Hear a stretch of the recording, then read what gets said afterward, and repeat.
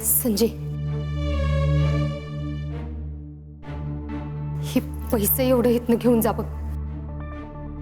तुझे डॅडी इथं असताना हे पैसे इथं ठेवणं म्हणजे मुंगीला गुळ ठेवल्यासारखं आहे. कालच्यानं मी हे पैसे कसं कसं लपवून ठेवल्यात माझ्या जीवाला माहिती. मी स्वतःहून जाऊन बिनबाईसने नाही देऊ शकत.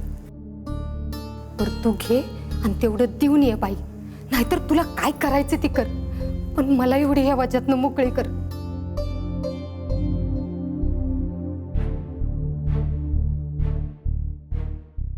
संजय, आता तब्येत कशी आहे ग त्यांची? स्ट्रेसमुळे झालं असं डॉक्टर तर म्हणलेत, पण आता ठीक आहे सगळं. बर, मी जरा जाऊन त्यासनी बघून येते. हा अगं, तू जाणार आहेस होय त्यांना भेटायला? होय. अगं पण तुला त्या काल इतकं गरळी राग बोलल्यात, तरी पण. अगं कुठं काय वाईट बोलल्या त्या संजय? हा, काल आपण एवढं पत्त्यांचा डाव खेळलो, डाव चांगला रंगला बी. आणि मग ही पैसे देताना त्यांनी मला सांगितलं की ही नोकरांच्या पगारासाठी काढलं होतं म्हणून. अगं मग काढलं असत्या नोकरांसाठी. हे बघ, मी जाऊन त्यांची विचारपूस करून येते.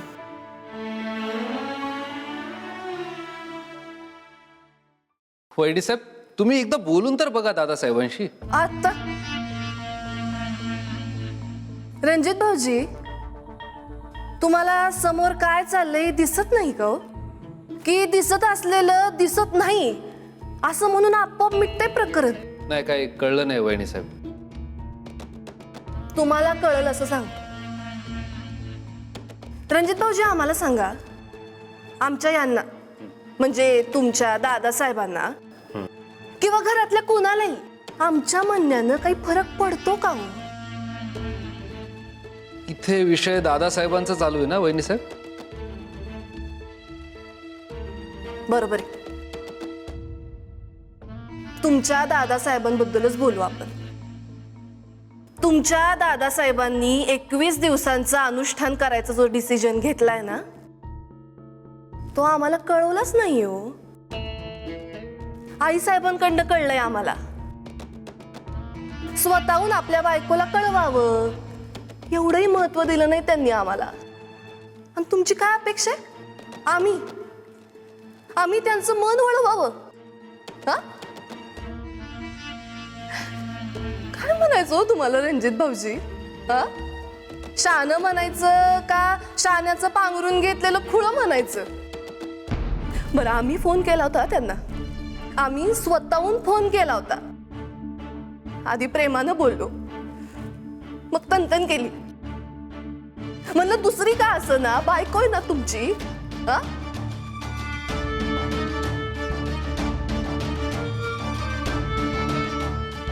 तुमची बायको जिवंत आहे, आठवण करून दिली त्यांना आम्ही. तर काय करावं तुमच्या दादासाहेबांनी? सांगा, काय करावं? फोन कट केला हो, ठेवूनच टाकला फोन. चालायचंच हो. इथं जिवंत असलेल्या बायकोला नरक यातनेत ढकलून मेलेल्या बायकोच्या जीवाला सुख शांती लाभावी म्हणून भटकायचं ठरवलंय तुमच्या दादासाहेबांनी. जाऊ द्या, रोज मरे त्याला कोण रडे. बरोबर की नाही? अजून बरंच काय काय ऐकून घ्यायची सवय ठेवावी लागणार आहे आम्हाला. तुमच्या आईसाहेब, त्यांचं एकच म्हणणं असणार आहे, यांनी तो जो काही निर्णय घेतलाय ना रानावनात भटकायचा, त्याला पण आम्हीच जबाबदार असणार, असंच म्हणणं असणार आहे त्यांचं. बघा तुम्ही.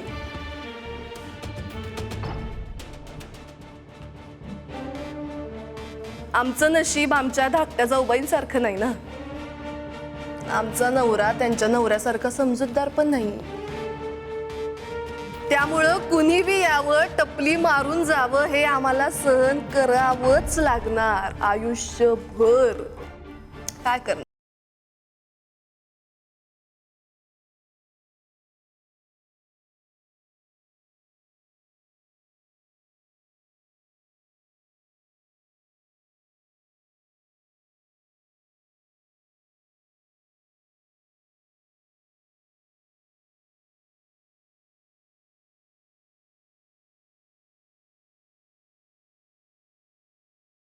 हॅलो हा सामंत. हा, अरे काय राव तू सारखा सारखा फोन करतोय इथं. आम्ही बोललो रणजितरावांशी. नाही म्हटलं ते. नाही जावई असल्या म्हणून काय झालं.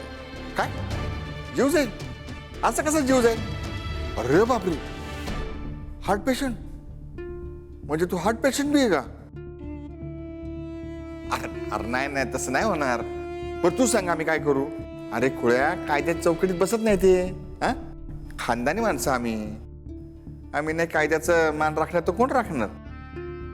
नाही हे बघ तू हार्ट पेशंट आहेस म्हणून आम्ही ज्योतिबाकडे साकडं घालतो. पण हे काम नाही होऊ शकत. सॉरी बरं का. ठेवू का फोन.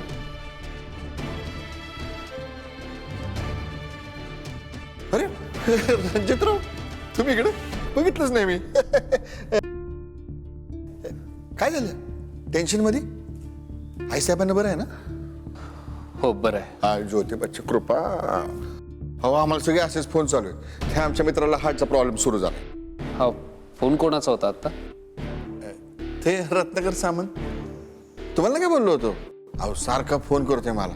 त्याच्या गाण्या म्यान्या भिंगोऱ्या संपतच नाहीयेत.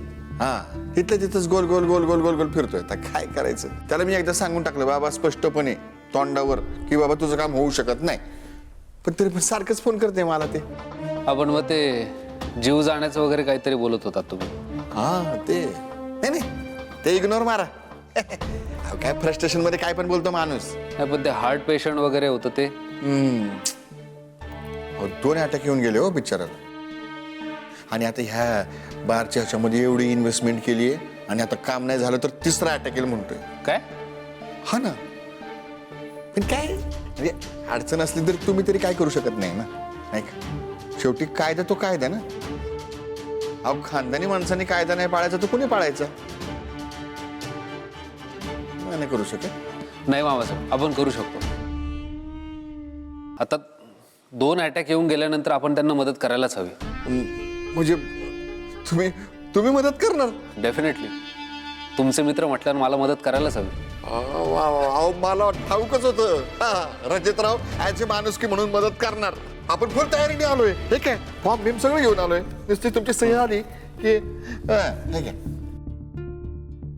हा डॉक्टर कुर्नेंचा नंबर. उत्तम कार्डिओलॉजिस्ट आहेत. तुमच्या सामंतांना यांच्याकडे जायला सांगा फायदा होईल. मी तसा हा नंबर तुम्हाला मेसेज करतो. अहो पर ते बारचं.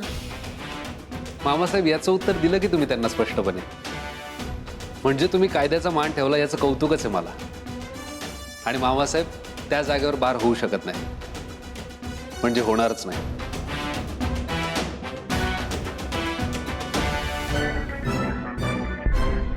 स्ट्रेसमुळे झालंय असं म्हणले डॉक्टर. होय की. नाही ते घरात रेंज नव्हती ना म्हणून मी इकडं आलते.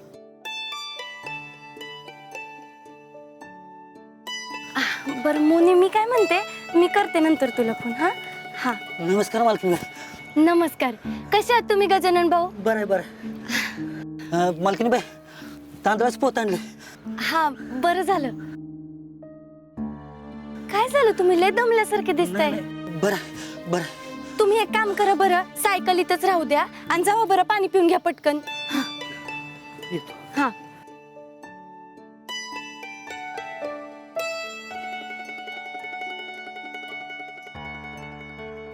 काय का संजय अर्जंट मध्ये कॉल करून बोलवून घेतलंस. काकीने काय परत आमटी केली काय. सुजित भाऊजी बरं झालं तुम्ही आलात. अहो सासूबाईंची तब्येत लई खराब आहे काल रात्रीपासून. त्यांना काल रात्रीला चक्कर आलती. अगं मग आडगे मला कशाला बोलवलंस. डॉक्टरसने बोलवशील का नाही. हाय का आता डॉक्टरला बोलवल्याशिवाय राहणार आहे होय आम्ही. काल रात्रीला जेवून गेले डॉक्टर. होय काय. मग आम्हाला कशाला फुकटची तंगड तोड. सुजित भाऊजी अहो तुमचं काळीज आहे की काला पत्थर. हा तुमची सख्खी आई आहे नव्हती. होय की मग आम्ही कुठं नाही म्हणा लागलोय.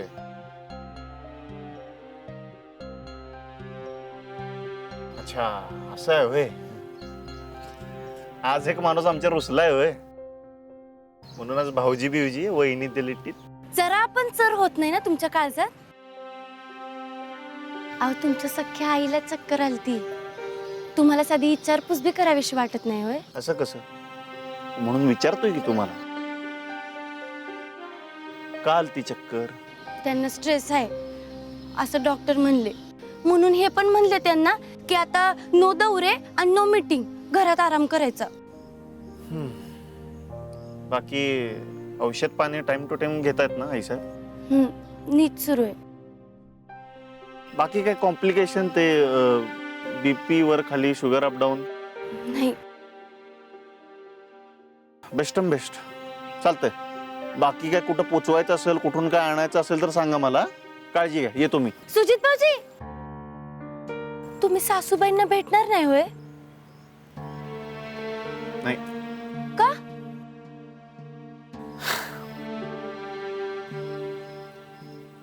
काकी काय तुम्हाला उगा अडगी म्हणत नाही, त्यांना स्ट्रेस आहे म्हणताय ना तुम्ही. मग त्यांच्या समोर त्यांचं स्ट्रेस वाढवणार चालतं फिरतं कारण त्यांच्या समोर घेऊन चाललाय होय. अहो, काळजी दाखवायला हे सगळं करायलाच पाहिजे, असं काही नाही वहिनी दिलेटी. आम्ही तुम्हाला दर 4 तासांनी फोन करत जाऊ अपडेट घ्यायला. आणि जी काय धावपळ करायची असेल ती आम्ही करतो. सुजित भाऊजी, लय तण काय हो तुमच्या अंगात? आई साहेबांना गेलं ना, येतो मी. सुजित भाऊजी, गपचूप माझ्यासोबत यायचं, 10 मिनिटं सासूबाईंच्या जवळ बसायचं, त्यांच्याशी नीट बोलायचं. गोड बोललात तर ठीकच आहे, नाही तर साधं बोला, पण त्यांची विचारपूस करायची आणि मग तुम्हाला कुठं जायचंय तिथं जायचं. बर, आमच्यावर जबरदस्ती? अहो, आमच्या आई साहेबांना कवा जमली नाही.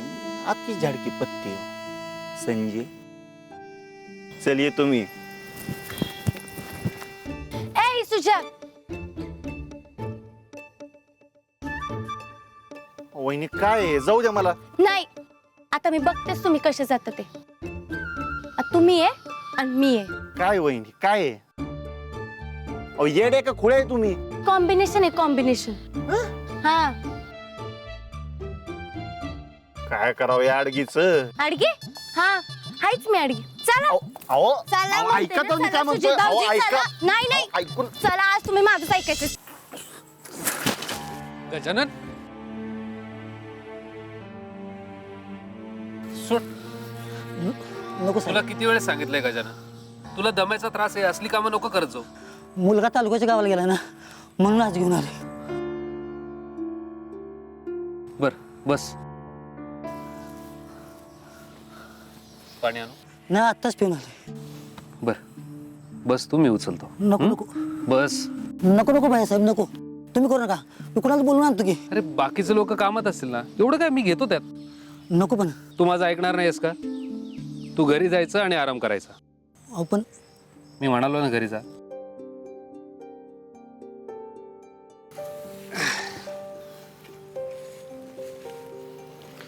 येतो भाईसाहेब. थांब.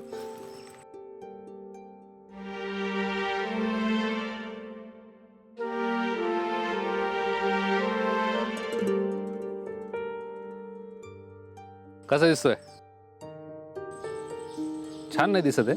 छान दिसते. चा.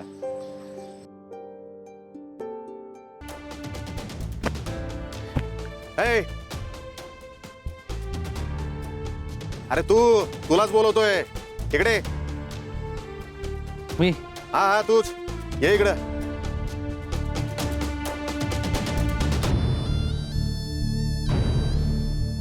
पंजाबराव सरकार, आपण नोकर माणसानं नसते प्रश्न विचारायचे नसतात. जा पंजाबरावनं बोलून आण. या जरा बोलू. ए,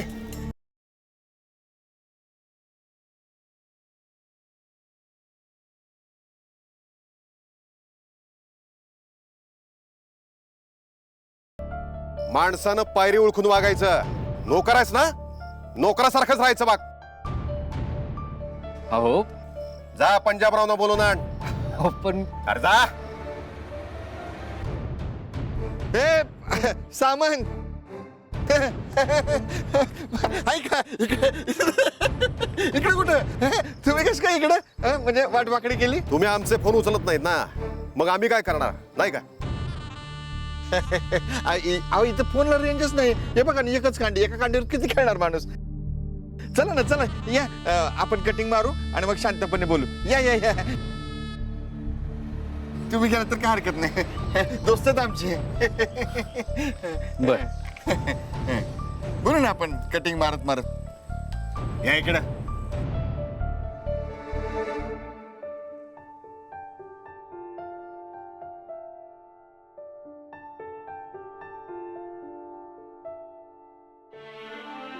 सासूबाई येऊ का? काही काम होतं का? नाही म्हणजे तुम्हाला भेटायला ते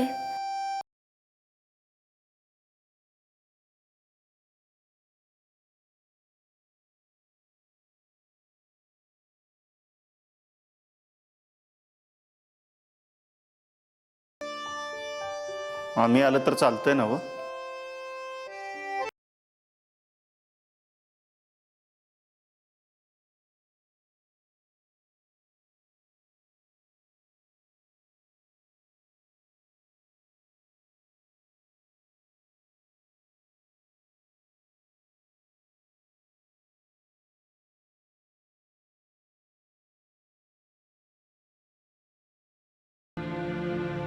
सुजितरावांचं रणजितरावांकडे काही काम होतं का? नाही. मग आज बेबी मावशीने काही खास केलंय का खायला? नाही, आम्ही खाऊनच आलो. मग असं सहजच जाता जाता नाही.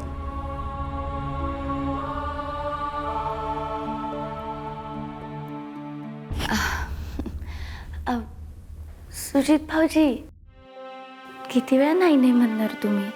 हा, ताकासाठी आलेला असताना भांड कशा पायी मागं लपवायचं? सांगा की तुम्ही कशासाठी आले? कशासाठी आलेत सुजित? सासूबाई आहो, मी फोन केलता त्यांना सकाळी. तुमच्याबद्दल कळल्यावर राहवलं गेलं नाही हो त्यांना. एकदम धावत पळतच आले बघा. म्हणजे विचारपूस करण्यासाठी. अरे वा, सुजितराव आले तर आम्हाला भेटायला आश्चर्य आहे.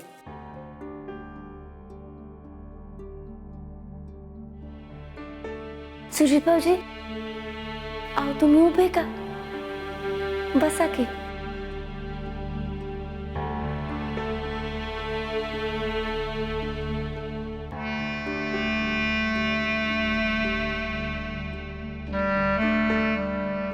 कशा आहात आई साहेब? बघा, सध्या अशा आहोत.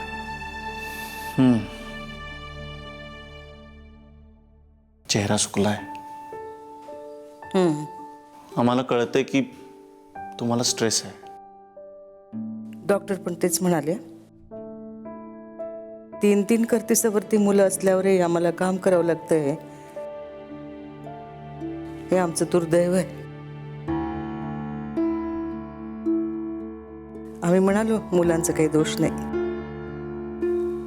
प्रत्येक जण आपापल्या दुनियेत असतो. दादासाहेब आणि रणजितराव आसपास असतात तरी तुमचं काय? आई साहेब, आम्ही आमच्या दुनियेत कितीही बिझी असलो ना तरी तुम्ही हाक दिल्यावर ओपन देणार आणि येणार पण. बघू, आम्ही देवाकडे प्रार्थना करू तशी वेळ आमच्यावर येऊ नये म्हणून. म्हणजे तुम्हाला कशाला त्रास, म्हणून तशी वेळ नाही येऊ देणं मस्त.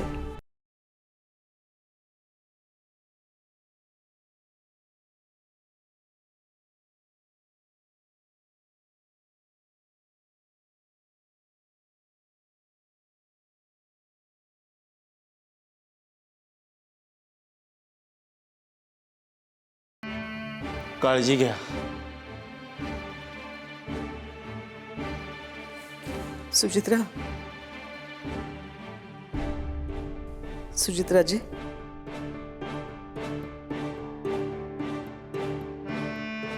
तुम्ही आलात बरं वाटलं.